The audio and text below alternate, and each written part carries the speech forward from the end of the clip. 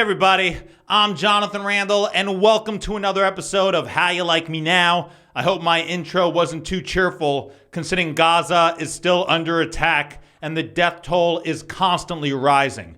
As of the time I'm recording this, around 6,000 people have been killed there. That's over 4 times as many Israelis that were sadly killed on the October 7th attack.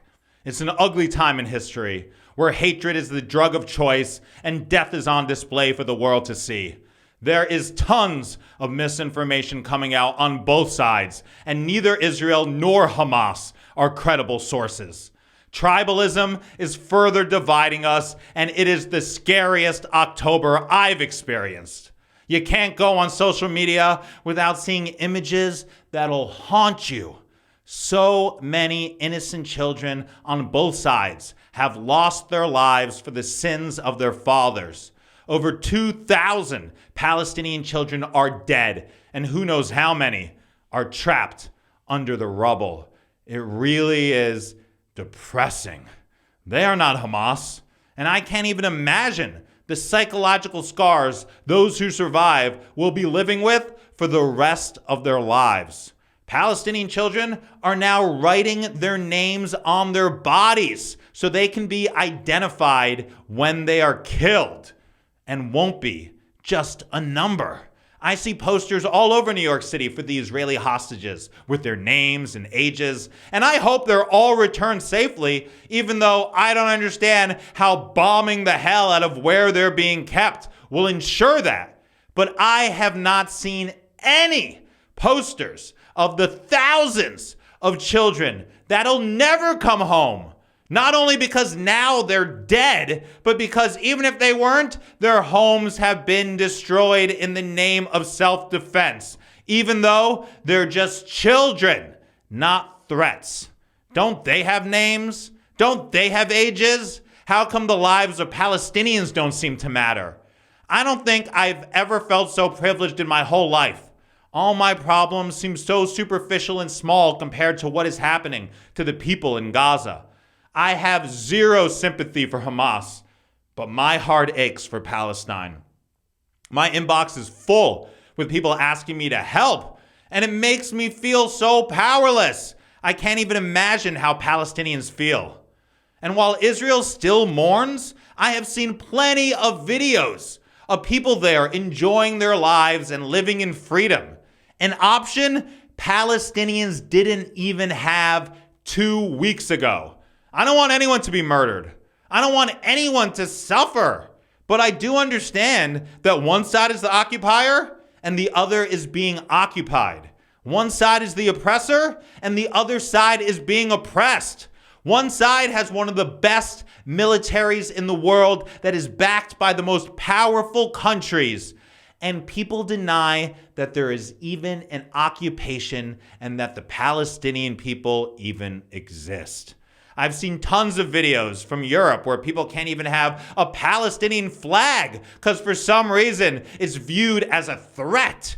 Students at Harvard are being doxxed, losing opportunities, and being harassed for signing a letter that puts blame on what's happening on Israel, falsely labeling them as anti-Semites for being against the ongoing oppression and dehumanization of the Palestinian people. One of the top agents in Hollywood was forced to resign after reposting a story on Instagram that said, "You're currently learning who supports genocide." She even apologized for the post and took it down, but was still forced out of her leadership position at CAA for expressing disgust in people being okay with the thousands of human beings being murdered. I myself was sent a nasty message from someone that works at a comedy club I have performed at for many, many years and love that I will never play there again for speaking out on behalf of Palestinian human rights. Luckily, it turned out that the person who sent me the message had absolutely no authority to do so, has since apologized, and the owner of the club called me personally to tell me that it wasn't true and that I am most definitely not banned. But there are so many people that aren't as fortunate and are having their careers and lives ruined for being against the violence Palestinians face, not just in the last 2 weeks, but daily for 75 years by Israel. I want to thank everybody who's reached out to me and all the support I have been given, but it comes with a lot of hate. And my inbox is full with people wishing the worst things imaginable on me and my family just because I recognize Israel's role in what's happening. A lot of people want to know, what can I do to help? And something that you can do right now in a non-violent way to protest is to boycott companies that help fund Israel's oppression of the Palestinian people. Sabra Hummus accounts for 60% of hummus sales in the United States, and the company makes donations to the Israeli Army Golani and Javadi brigades, both of which have been implicated in numerous human rights abuses since 1948. It's bad enough that the American government gives Israel $3 billion of our tax dollars each year. Let's not give them our hummus money too, knowing that Sabra Hummus gives money to a military that constantly violates Palestinian human rights should make Sabra Hummus leave a bad taste in everyone's mouth. Puma. I've talked about Puma before. Puma is the primary international sponsor of the Israel Football Association, which includes settlement teams.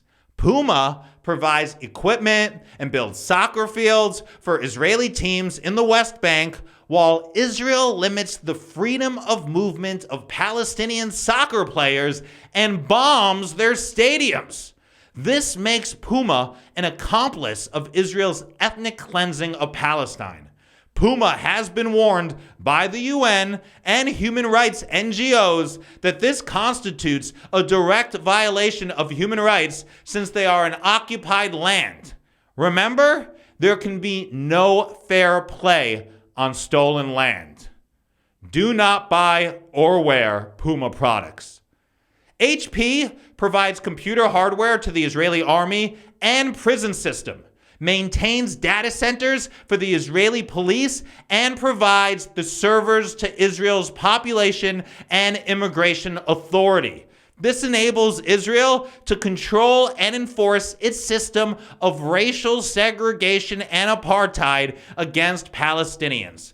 HP is also directly involved in Israel's settler colonialism through its Yesha database, which compiles information on Israeli citizens in illegal settlements in occupied West Bank. This data is used to fight Palestinian land claims in courts and plans expansion of illegal settlements on Palestinian land.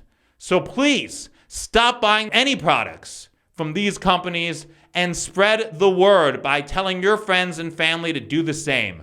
Boycott these companies until they either stop participating in the Israeli apartheid and ethnic cleansing of Palestine or they go out of business. My heart goes out to the people of Gaza, and I think it's awful that so much of the world seems okay with the death and devastation that have been taking place there the last few weeks. Civilians in Gaza should not have to pay the price for Hamas's actions. I am absolutely horrified how so many people are responding to death on both sides, and that after all the wars and oppression this world has experienced throughout history, we are still making the same mistakes and continue to unleash and justify death and destruction on our fellow human beings. Of course, you can find me across social media at Jonathan Randall. Please support me on my Ko-fi page. I will put the link in the description. My subscribers are currently getting early access to my interview with filmmaker and the creative director of Just Vision, Julia Basha, on American Jew, The Interview. I don't care what nationality, religion, or ethnicity you are. If you aren't horrified by the ongoing slaughter of Palestinian civilians, most of which are children, then you really need to ask yourself, what type of person are you? And if that's the person you really want to be. I am sending love to all the innocent civilians in Gaza. I am so sorry that you will never know what it is like to live in freedom and with dignity just because you were born Palestinian. I'm Jonathan Randall.